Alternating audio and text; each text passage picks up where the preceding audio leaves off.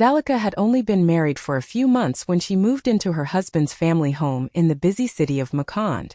The streets outside were full of noise and life, but inside the house she often felt small and unseen. Every day seemed to bring a new test. If the tea was too hot, Mama Tisha complained. If the stew had too much salt, Auntie Nuru shook her head. Even when Zalika did everything right, they found something to criticize.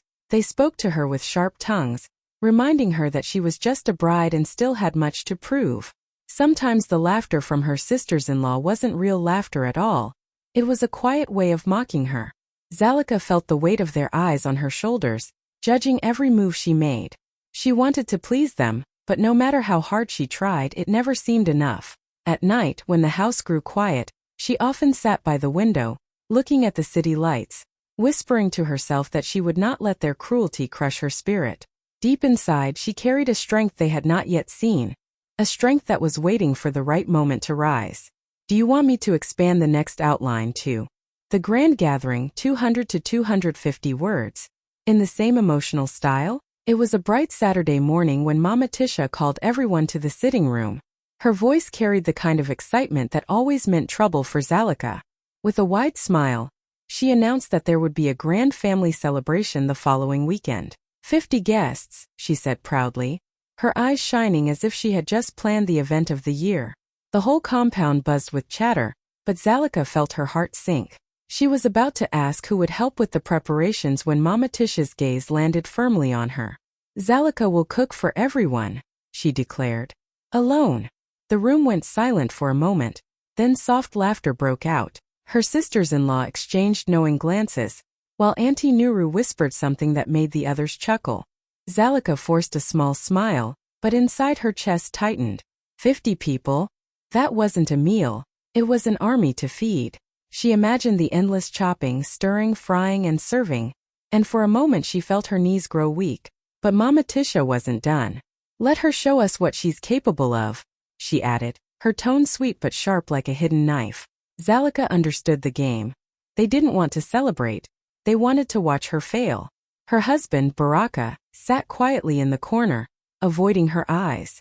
He didn't defend her, didn't speak up, just looked at the floor as though his silence could hide his shame. That cut Zalika deeper than the command itself. She longed for him to say, "She can't do it alone, we'll help her." But he didn't. She swallowed hard, nodding politely, even though fear rushed through her like a storm. That night, as the house filled with laughter and plans for the celebration, Zalika slipped into the kitchen. She ran her hands across the empty pots and heavy pans, whispering to herself, "If they want a battle, they will see my strength. Would you like me to now continue with 3? The hidden intention, 350 words.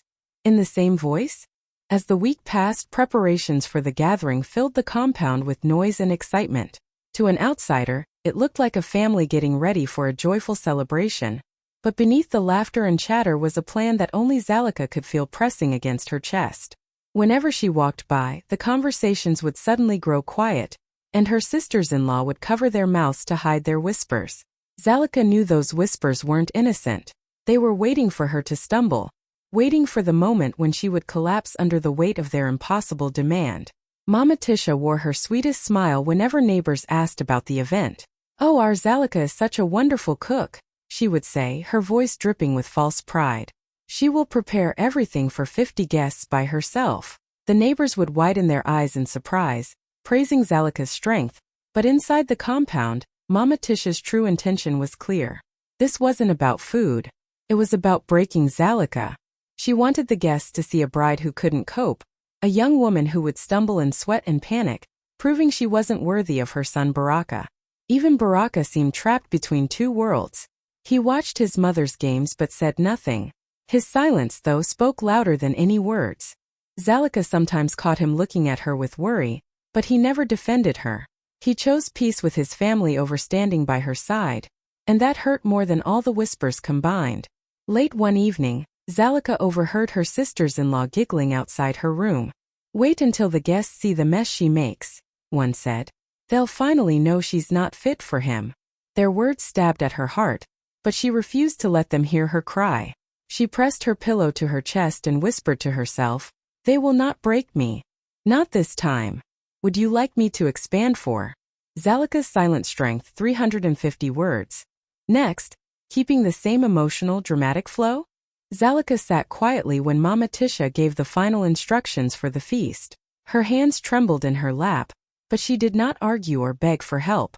In the past she had cried when they mocked her. She had lowered her head when they pushed her into corners, making her feel small. But this time something shifted inside her. She refused to let them see her break. She pressed her lips together, nodded politely and walked away, carrying her fear deep in her chest where no one could touch it. Alone in her small room, she let the tears fall silently. She thought of her late mother, a woman who had once told her, "Strength is quiet, my child. You don't always have to fight with words. Sometimes you fight with action." Remembering those words, Zalika wiped her face, stood tall, and began to think. If she was going to cook for 50 people, she would need a plan, not just strength but wisdom. She listed every dish in her head, every spice, every pot she would use. She calculated the time each meal would take, the order in which she would prepare them. Her mind raced, but instead of drowning in panic, she held on to that tiny spark of hope. When her sisters-in-law passed her door, laughing loudly, Zalika pretended not to hear. She sat on the floor with a notebook and quietly sketched her menu. They thought silence meant weakness, but silence was her shield now. Deep down, she wanted to show them that she was more than just a timid bride. She wanted to show them that patience could be power, and endurance could be louder than insults. For the first time since she entered that house, Zalika felt a new kind of fire rising in her. She wasn't planning for food alone. She was planning for dignity, for respect, for the moment she would finally lift her head without shame. Do you want me to carry this same emotional style into 5? The long night of work, 350 to 400 words? That night, when the compound grew silent and everyone disappeared into their rooms, Zalika tied her scarf tightly around her head and stepped into the kitchen. The moonlight slipped through the small window, casting a pale glow on the rows of pots and baskets piled high with raw food. It felt overwhelming at first. So much rice, so many vegetables, piles of meat waiting to be cleaned and seasoned. For a moment her chest tightened and her hands shook. But then she took a deep breath, rolled up her sleeves and began. The sound of her knife striking the wooden board echoed in the quiet night. Chop after chop, she cut onions until her eyes burned with tears, but she didn't stop. She peeled cassava, pounded garlic and crushed spices the way her mother had taught her, letting the aroma fill the air with warmth and memory. She worked with a rhythm, as though each movement was part of a secret song only she could hear. The sweat on her forehead mixed with her tears, but neither slowed her down. Hours passed, and still she moved from pot to pot, stirring stews, marinating meat, preparing dough for fresh chapati. Every dish she touched carried not just flavor but her unspoken strength. She thought of the whispers, the laughter, the sharp words thrown at her, and with every turn of the spoon she told herself, "I will not give them the victory."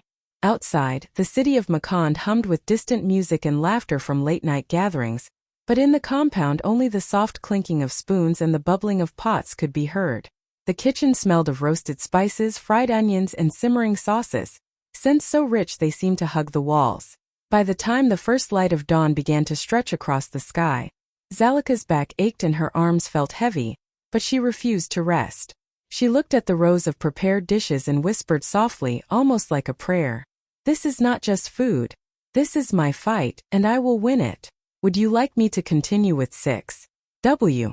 By sunrise, the compound was alive with footsteps and chatter. The roosters crowed, children ran around the yard, and neighbors began arriving to help set up chairs and decorations for the big celebration. The house buzzed with excitement, but underneath it all, Zalika could hear the same whispers circling like flies. Her sisters-in-law stood in a corner, their colorful wrappers tied neatly around their waists, pretending to help Mama Tisha but mostly gossiping. "She looks tired already," one of them said, glancing toward the kitchen door. "By midday she will collapse." Another laughed quietly. "Wait until the guests see burnt food on their plates. She thinks cooking for 50 people is like cooking for 2. Their voices weren't loud, but they were sharp enough to cut. Zalika heard every word, yet she kept her head lowered, moving gracefully between the kitchen and the courtyard. Her eyes were heavy from the sleepless night, her arms sore from hours of stirring and chopping, but her spirit refused to bend. Every time she stepped out carrying a dish to arrange, She wore a calm smile that confused them. Mama Tisha's confidence grew with each passing hour. She walked around proudly, greeting relatives as they arrived. "Ah yes," she said to one auntie. "Our bride is handling everything herself. Today everyone will see her true colors." Her voice sounded sweet to outsiders, but inside the family, everyone knew the real meaning behind her words. It was not pride, it was a trap carefully laid. Still, Zalika moved silently, refusing to give them the satisfaction of seeing her break. She polished the serving trays, adjusted the spices in her pots, and whispered small prayers under her breath. Even though her body begged for rest, she carried herself with dignity, holding on to one thought. "They expect me to fail, but I will give them something they will never forget." By mid-morning, as laughter filled the compound and colorful fabrics swayed in the breeze, the stag. By midday, the compound of Mama Tisha's house had transformed into a sea of colors. Relatives poured in from every corner of Makand, their bright chitinge fabrics shining in the sunlight, their laughter filling the air. Children ran between chairs, elders greeted each other with warm embraces, and the sound of drums echoed faintly from a nearby street, adding rhythm to the festive mood. To the guests, it was a day of joy, but beneath the smiles of the family lay a secret expectation. They waited for the young bride to stumble. "Where is Zalika?" a curious auntie asked, fanning herself with a woven palm fan. "Is she truly the one cooking for all of us?" "Yes," Mama Tisha answered proudly, her voice dripping with hidden satisfaction. "She is in the kitchen. You will see her work soon enough." Her words drew murmurs of surprise, and some guests shook their heads in disbelief. Cooking for 50 people was no small task. Most women would have an army of helpers. Surely, they thought, the young bride would crumble under such pressure. But when Zalika finally stepped out, carrying the first tray of steaming dishes, the compound grew strangely quiet. Her scarf was neatly tied, her dress spotless despite the hours she had labored, and her smile was calm, almost too calm for someone who had been awake all night. She moved with grace, bowing politely to elders, greeting cousins with warmth, and offering water to the children before returning to the kitchen. Some relatives exchanged puzzled looks. "She does not look tired," one whispered. Another shook her head. "Maybe she is pretending. Let us wait and see." Zalika, however, wasn't pretending. Behind her quiet smile was a strength she had drawn from every insult, every mocking laugh, every heavy silence she had endured. With each step she took, she carried not only food but also dignity, a silent answer to the doubts hanging in the air. The compound waited for her to fall apart, but Zalika had already decided, today she wow. One by one, Zalika carried the dishes out of the kitchen, and soon the long tables in the courtyard began to look like something out of a dream. There was golden pulao rice, its aroma rich with cinnamon and cloves. There were pots of tender goat stew, simmered until the meat nearly melted at the touch of a spoon. Bowls of fresh vegetables glistened in colors that seemed too bright to be real, greens, oranges, and reds shining under the afternoon sun. She placed down plates of crispy fried fish, stacks of soft chapati, and trays of sweet mandatsi that smelled of cardamom. Every dish looked carefully made, every serving touched with the kind of detail that came from love, not just duty. At first, the guests were quiet, their eyes following Zalika as she moved gracefully between the tables. Some of them had come ready to pity her, expecting sloppy food and chaos, but instead they found themselves staring in disbelief. "Did she really make all this by herself?" an uncle whispered, adjusting his glasses. "Impossible." When the first plates were served, the silence broke. Guests leaned forward, taking careful bites, and the courtyard filled with gasps of delight. Laughter turned into murmurs of surprise. "This rice tastes like it was cooked by someone's grandmother," one woman said, smacking her lips. "Perfect, just perfect." Another nodded eagerly, adding, "The meat is so soft, how did she do this?" Mama Tisha sat at the head of the table, her confident smirk beginning to fade. She tried to hide her unease by sipping water slowly, but her eyes betrayed her. This was not the disaster she had planned. Instead, Zalika had created a feast that made the whole family proud, whether they wanted to admit it or not. And Zalika? She never rushed, never raised her voice, never asked for praise. She simply served with steady hands and a calm smile, letting her food speak louder than words. In that moment, the compound understood. They weren't just eating a meal. They were witnessing Just when the guests thought they had seen everything, Zalica returned from the kitchen with a dish no one had expected. She carried it with both hands, as if it were a treasure. The aroma was unlike anything else on the table, rich, smoky, and deeply comforting. She set it down gently in the center, and the elders leaned forward, curious. It was her late mother's recipe, a dish that had been passed down through generations in her family. It wasn't the grandest meal, nor the most colorful, but it carried a soul that no spice alone could create. The stew was thick, with tender pieces of chicken simmered slowly in groundnuts, tomatoes, and a secret blend of herbs her mother had once whispered to her in their small kitchen back home. For Zalica, this was not just food. It was memory. It was pride. It was her mother's voice reminding her, "You are stronger than what they say." When the first spoonful was tasted, the courtyard went quiet again. An old uncle closed his eyes and nodded slowly, savoring every bite. "This," he said softly, "this tastes like home." Others followed, and soon the whispers rose, not of doubt but of admiration. Some said the dish reminded them of their childhood, of the kitchens where their own mothers had once cooked with love. Others said they had never tasted something so perfectly balanced. Zalica stood silently, watching their reactions with moist eyes. She wasn't just feeding them. She was giving them a piece of her heart, a piece of her story. What her in-laws had meant to be her humiliation had become the stage for her greatest gift. Mama Tisha's face stiffened, her hands frozen around her cup. She hadn't expected this. None of them had. Zalica had not only succeeded, she had brought something unforgettable, something that connected every guest to her in a way no insult could erase. "Would you like me to continue with 10? The guest's reaction, 350 to 400 words. In the same emotional, dramatic way? At first, the courtyard was full of noise, chatter, laughter, the clinking of cups, but the moment Zalica's food touched their tongues, the noise softened into silence. People looked at each other with wide eyes, their spoons paused in midair. It wasn't the silence of disappointment, it was the silence of surprise, the kind that came when words were too small to describe what they were tasting. Then came the murmurs. Low, excited voices filled the air. "This is extraordinary," an elder said, wiping his mouth with the back of his hand. "The flavor, the balance. It is like she cooked with her heart." Another guest leaned over his plate and whispered, "This is not just food, it is memory. It reminds me of my grandmother's cooking." Soon voices rose and the courtyard filled with praises. Relatives who had expected to mock her now found themselves shaking their heads in admiration. Cousins clapped their hands, children begged for more chapati, and even strangers who had only come as neighbors called out Zalica's name, saying she was a treasure to the family. Zalica stood near the kitchen door, her scarf slightly damp from sweat, her hands folded politely in front of her. She did not boast or draw attention to herself. Her quiet smile was enough. Every praise that floated through the air was like a balm to the wound she had carried in silence. For months they had tried to break her, but today her hands, her patience, and her mother's recipe had spoken louder than their cruelty ever could. Mama Tisha's plan had unraveled before her eyes. Instead of humiliation, Zalica was now the star of the gathering. People praised her openly, declaring she had the gift of a true cook, someone who brought dignity and pride to the family. And as the compliments rained on her, Zalica realized this moment was bigger than food.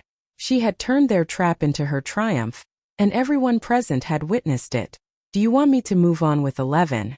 The in-laws' shame, 350 to 400 words. In the..." Mama Tisha sat stiffly at the head of the table, her smirk slowly melting from her face as the voices around her grew louder in praise of Zalica. She had been so sure that the young bride would stumble, that the food would be late, tasteless, or poorly made. She had imagined the shame, the laughter, the whispers spreading through the family about how their son had married a woman who could not even cook. But instead, the exact opposite unfolded before her eyes. The guests couldn't stop talking. Every bite brought another compliment. "This girl has magic in her hands," one auntie said, licking her fingers. "Her husband is blessed." Another leaned closer to Mama Tisha, smiling warmly. "You must be so proud of your daughter-in-law. She is a rare jewel." Each word was like fire in Mama Tisha's chest. She forced a smile, nodding politely, but inside her heart twisted with anger and shame. Her sisters-in-law, who had laughed at Zalica just hours before, now sat quietly, their faces tight. They too had expected disaster, but they couldn't deny what they saw. A young woman who had worked through the night and turned the impossible into a triumph. Baraka, her son, looked at his wife with new eyes. While Mama Tisha seethed in silence, he couldn't hide the awe in his expression. The pride that his mother had wanted for herself now belonged to Zalika. Mama Tisha tried to cut through the admiration with small remarks. "Ah yes, she tried," she said lightly, "though she still has much to learn." But no one listened. The guests were too busy praising Zalika, calling her food unforgettable, her spirit remarkable. What was meant to be Zalika's downfall had become her rise, and Mama Tisha could do nothing to stop it. For the first time since Zalika entered that house, the power in the room shifted. The shame was no longer hers to carry. It sat squarely on the shoulders of those who had tried to break her. Shall I continue with 12? The husband's realization, 350 to 400 words. In the Baraka sat at the edge of the long table, his plate untouched, his eyes fixed on his wife as she moved between the guests. He had always seen Zalika as quiet, almost too quiet, the kind of woman who swallowed her pain rather than speak it out loud. He knew his family tested her, mocked her, pushed her into corners, and he had told himself it was just the way things were. He had chosen silence, thinking it was safer not to interfere. But today, as he watched her, something inside him shifted. Zalika was not the timid bride they had tried to paint her as. She walked with a calm confidence, her head high, her smile steady. She moved from table to table, serving food with grace, and every guest she passed showered her with praise. "Your wife is extraordinary," an elder said to Baraka, patting his shoulder. "Take care of her, for she will bring honor to your home." Baraka could only nod, his throat tight. For the first time he truly saw her, not as someone enduring cruelty, but as a woman of dignity and strength. She had faced the impossible, cooking for 50 people through the night, and instead of breaking, she had risen higher than anyone imagined. Shame burned in Baraka's chest when he thought of the nights he had sat silent while his mother and sisters ridiculed her. He had thought he was protecting peace, but in truth, he had abandoned her to fight alone. Now, as he watched the respect in the eyes of their relatives, he realized how deeply he had underestimated her. He felt both proud and guilty, proud that she was his wife, and guilty that he had not stood beside her when she needed him most. In that moment, Baraka silently vowed that things would change. He would never again let her carry battles in silence. "Do you want me to go on with 13? The guest of influence, 350 to 400 words. In the same powerful emotional storytelling tone? Among the guests that day was Mr. Kalanji, a respected community leader whose words carried weight far beyond the compound walls. He was a man the family admired, someone whose presence made people sit straighter and choose their words carefully. Throughout the meal, he had eaten quietly, observing everything with sharp eyes. When Zalika brought him a plate of her mother's special stew, he tasted it slowly, then placed his spoon down with great care. The courtyard grew still, for everyone knew he was not a man to give compliments easily. He rose to his feet, his tall frame commanding silence. "Family," he began, his deep voice rolling over the crowd. "Today I have eaten food prepared by this young bride, and I must say I am humbled." Heads turned toward Zalika, who stood frozen near the doorway, her hands nervously clutching her scarf. Mr. Kalanji looked around the table, his eyes lingering on Mama Tisha before continuing. "This meal is more than food. It is a reflection of patience, discipline, and love. What you have witnessed here is not the failure of a woman, but the strength of one." Murmurs of agreement filled the air. Guests nodded, some clapping softly, others whispering that his words were true. He lifted his hand to quiet them again. "A woman's worth is not seen in how much she is oppressed or tested," he said firmly, "but in how she rises above it. And today Zalika has risen. She has honored not just this family, but our community." The applause that followed was loud and genuine, echoing through the courtyard. Some elders stood to shake Zalika's hand, while the younger women looked at her with admiration, their eyes shining as if they too had been lifted by her victory. Mama Tisha forced a tight smile, but the respect that once belonged to her now belonged to Zalika. And Baraka, watching from his seat, felt his heart swell with both pride and a quiet ache of regret. His wife had not only won over the family, she had earned the respect of a leader. The courtyard, once filled with quiet whispers and hidden laughter, now echoed with applause and warm praises for Zalica. Guests leaned toward her, asking about her recipes, some even saying they wished their daughters could cook with such skill and patience. The energy had shifted completely, and the in-laws could feel it pressing heavily on their shoulders. Mama Tisha sat still, her lips pursed tightly, her earlier confidence gone. Her sisters-in-law, who had giggled the night before about Zalica's failure, now kept their eyes lowered, stirring their cups nervously. They had planned this day as Zalica's downfall. They imagined her rushing between pots, sweating and trembling, the food late or ruined, the guests leaving with stories of shame.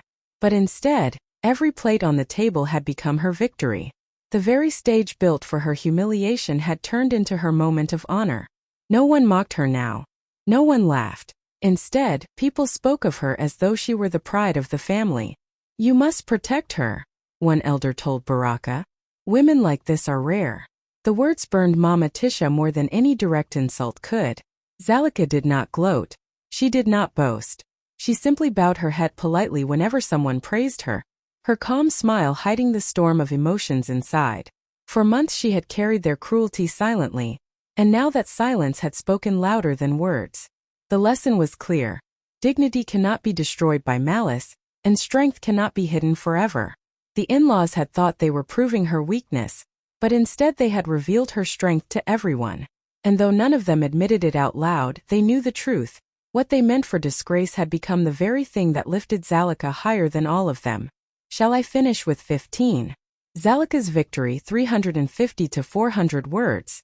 In the same emotional storytelling style, when the last guest finally left and the courtyard grew quiet again, Zalica stood in the doorway, her body aching from the long night and day, but her heart steady and full.